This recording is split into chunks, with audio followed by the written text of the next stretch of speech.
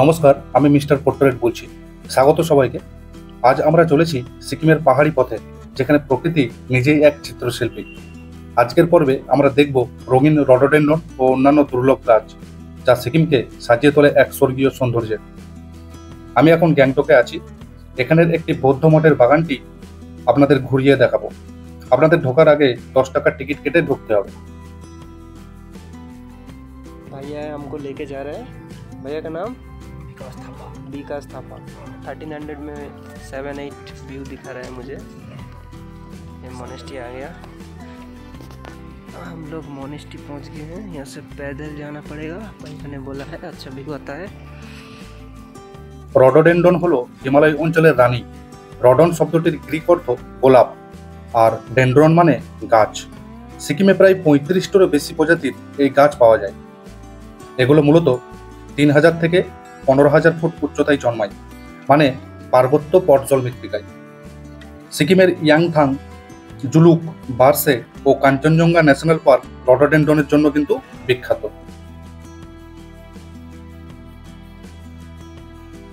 এই ফুল লাল, গোলাপি, বেগুনি, সাদা এবং হলুদ রঙের হয়ে থাকে। আশ্চর্যের বিষয় হলো প্রতিটি প্রজাতির ফুলের আকার ও গন্ধ আলাদা আলাদা। মার্চ থেকে মে মাসের মধ্যে এই ফুল ফোটে, তখন সিকিম একেবারে রঙিন হয়ে ওঠে। আরেকটি তথ্য আপনাদের বলে রাখি, এই ফুল হলো নেপালের জাতীয় ফুল। সিকিমে শুধু রডোডেন্ড্রন নয়, আছে অর্কিড, ব্লু পপি, ম্যাগনেলিয়া আর এডেন ওয়াইলিগের মতো অসাধারণ সব ফুল। বিশেষ করে গ্যাংটক, লাচুং ও জুলুকের পাহাড়ি পথে এই ফুলগুলি পর্যটকদের মন জয় করে নেয়। সিকিমকে বলা হয় ফ্লোরাল প্যারাডাইস।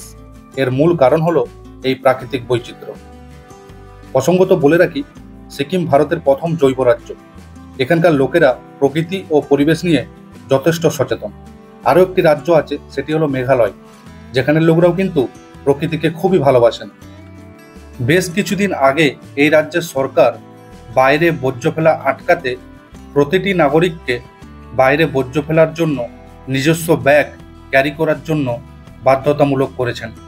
এই মঠের মধ্যে যে বাগানটি রয়েছে, সেটি একটি সুন্দর কায়দায় মঠের মধ্যে যে অব্যবহৃত জল আছে সেটিকে পুনর্ব্যবহার করে বাগানের মধ্যে ইউজ করা হচ্ছে। এই বাগানের ভেতরে রডোডেন্ড্রন যেমন দেখালাম, সেরকম এখানে রয়েছে পাহাড়ি ডেজি, ঘৃতকুমারী মানে অ্যালোভেরা এবং নানান ধরনের দুর্লভ সব অর্কিড। এই সমস্ত ভিডিওগুলি করেছেন মিস্টার জাহাঙ্গীর শেখ। তো ওনাকে আমাদের পেজের পক্ষ থেকে অনেক ধন্যবাদ জানাই।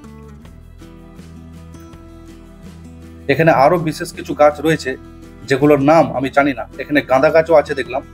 তো পাহাড়ি অঞ্চলেও কিন্তু গাঁদা জন্মায়। এগুলো হচ্ছে ডেজি গাছ, সাদা এবং পার্পেল কালারে, দারুণ লাগছে দেখতে। এবং পুরো এই বাগানটি কিন্তু গ্রিন হাউসের মধ্যে রয়েছে, কারণ হয়তোবা এই সমস্ত গাছগুলি তীব্র শীত সহ্য করতে পারে না। এখানে রয়েছে দুর্লভ সব অর্কিড। অর্কিডগুলো সম্পূর্ণরূপে এখনো ফোটেনি, যতটুকু ফুটেছে সেগুলো আমি দেখালাম। আর আপনারা যদি কলকাতায় অর্কিড দেখতে চান, তাহলে আমি আজকে একটা জায়গার নাম বলছি, সেটি হলো ইকো পার্ক। তো ইকো পার্কের গেট নম্বর 5, মানে যেখানে চিড়িয়াখানা রয়েছে, সেখানে গ্রিন হাউস করে 4-5টা জায়গাতে কিন্তু অর্কিড লাগানো রয়েছে।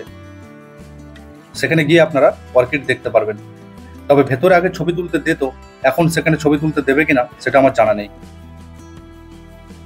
যাই হোক, সিকিমের আরও অনেক ভিডিও ধাপে ধাপে আসবে।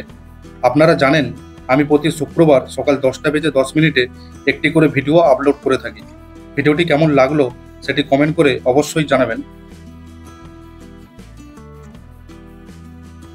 এরপরে পুরো ধাপে ধাপে পুরো গ্যাংটক শহরের ভিডিও, এমজি মার্গ, লাচং, 0 পয়েন্ট এবং সিকিম সবথেকে কম খরচে কলকাতা থেকে কিভাবে যাবেন, সেই সমস্ত বিস্তারিত ভিডিও পরপর আসতে থাকবে।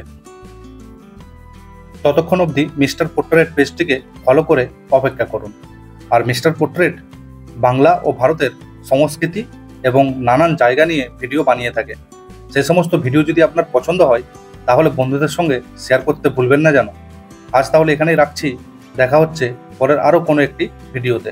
ধন্যবাদ।